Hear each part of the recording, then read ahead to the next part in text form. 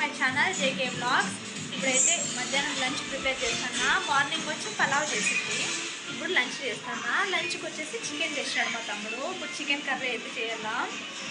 ఎంత పని చేసినా పని అయితే ఉంటుంది ఇంట్లో.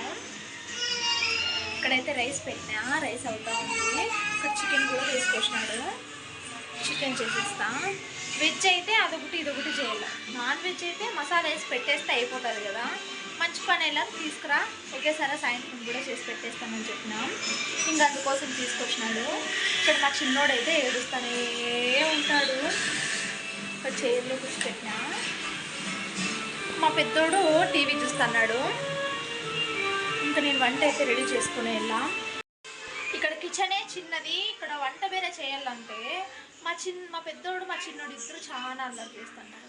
నిజానికి ఏదైనా మనం పనిలో ఉన్నప్పుడు మాత్రమే పిల్లలకి ఏడుపు వస్తుంది, మనం తిన్నప్పుడు ఏడుపు వస్తుంది, మనం స్నానానికి పోయినప్పుడు ఏడుపు వస్తుంది. వాళ్ళ పక్కననే కూర్చున్నప్పుడు ఏడుపు మాత్రం అస్సలు రాదు. చూడండి, ఇప్పుడు నేను వంట చేద్దామని చెప్పి కిచెన్లోకి వస్తే మా చిన్నోడు ఏడుస్తున్నాడు, మా పెద్దోడు ఫోన్ ఇమ్మని అడుగుతున్నాడు. ఇట్లుంటుంది పిల్లలు. టైం అప్పుడే 3 గంటలు అయిపోయింది, ఇంకా వంట అయితే కాలేదు. ఎంతసేపు అవుతుందో ఏమో. పిల్లలకైతే తినిపించేసిన ఏదో ఒకటి, ఫస్ట్ వాళ్ళకైతే పెట్టేసిన. ఇప్పుడు వంట అయితే ఇంకా రెడీ అవుతుంది. అప్పుడే మా చిన్న నడుస్తున్నాడు. కర్రీ అయితే ఇంకా అవుతూనే ఉంది. ఇప్పుడే టైం 3 గంటలు అయిపోయింది. ఎప్పుడు తినల్లో ఏమో. నేను ఎప్పుడు వంట చేసినా ఇంతసేపు అయిపోతుంది. డైలీ ఇంతే టైంకే అవుతుంది నేను తినేది. ఇలా అయితే ఆరోగ్యం ఎప్పుడు బాగుపడాలో ఏమో నాకైతే అర్థం కాదు. ఇద్దరు తినేసినారు మధ్యాహ్నం లంచ్. చూడు, మా చిన్నోడు పెద్దను కొడుతున్నాడు. కడుపు నిండితే చాలు అల్లనే. చూడండి, కర్రీ అయితే ఇప్పుడు అయిపోయింది. ఫస్ట్ మా తమ్మునికి వేసిస్తాను, ఎందుకంటే చాలా ఆకలి కన్నాడు పాపం. ఇప్పటికే లేట్ అయిపోయింది.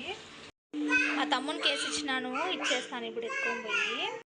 ఇక్కడ నేను కూడా తినేస్తాను. టైం అప్పుడే 3:30 అయిపోయింది. ఈరోజు ఇంత లేట్ అయిపోతుంది అనుకోలేదు. టేస్ట్ అయితే చాలా బాగుంది.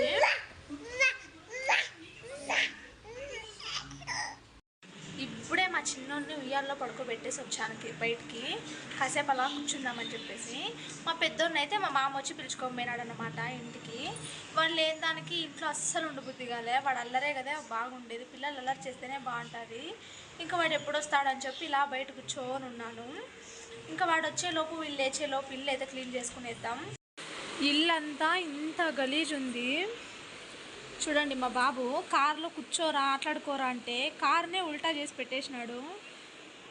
ఇవన్నీ ఈ కార్ వచ్చి మా హస్బెండ్ ఎత్తి పెడతారు వచ్చి. అది బరువు చాలా ఉంటుంది. ఇక్కడ కూడా క్లీన్ చేసుకోవాలి, కిందంతా క్లీన్ చేసుకోవాలి. చాలా పని ఉంది ఫుల్. మా వాడు లేచేలోపు, మా పెద్దోడు వచ్చేలోపు ఫుల్ ఇల్లంతా క్లీన్ చేసేస్తాను. ఇక్కడైతే టీ చేసుకుంటున్నా. టీ తాకపోతే అస్సలు బుర్ర పని చేయదు కదా. టీ తాగేసి నిదానంగా పని చేసుకొని టీ అయితే తాగేస్తాను. మా హస్బెండ్కి ఫోన్ చేసిన 10 గంటలకు వస్తానన్నారు. పొద్దున్నే పోతే నైట్ 10 గంటల వరకు రారన్నమాట ఇంట్లో. పగలంతా నేను ఒక్కదాన్నే. ఇంకా అందుకోసం నా తమ్ముడికి ఫోన్ చేసి పిలిపించుకున్నాను నేను, ఇక్కడే ఉండమని చెప్పేసి. ఒక్కదాన్నే ఉండాలి కదా, అందుకోసం అనేసి. చాలా సపోర్ట్గా ఉంటాను నా తమ్ముడు అయితే. మా పెద్దోనికి కూడా ఫోన్ చేసిన రానంటున్నాడు. మా పెద్దోనికి వాళ్ళ పెద్దమ్మ వాళ్ళ ఇంట్లో ఉండాలంటే చాలా ఇష్టం. ఎందుకంటే వాళ్ళ అన్నోళ్ళు వాళ్ళ అక్క అందరూ ఉన్నారు కదా.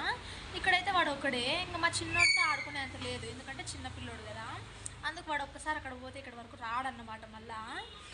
అందుకు నేను రాను మమ్మీ అన్నాడు ఫోన్లో. చూద్దాం ఇంకా ఎంతసేపుకి వస్తాడో. నేనైతే ఇప్పుడు బయట వచ్చి కూర్చొని ఉన్నాను రోజుసేపు గాలికి. ఇంట్లో ఉడుకు చాలా ఎండుంది బయట. ఇంట్లో అస్సలు ఉండలేకపోతున్నాం. ఇదండి ఇవాళ వీడియో. ఇంతటితో వీడియో అయితే ఎండ్ చేస్తాను. ఈ వీడియో కనుక మీకు నచ్చినట్టయితే లైక్ చేయండి, షేర్ చేయండి, సబ్స్క్రైబ్ చేయండి. Bye bye.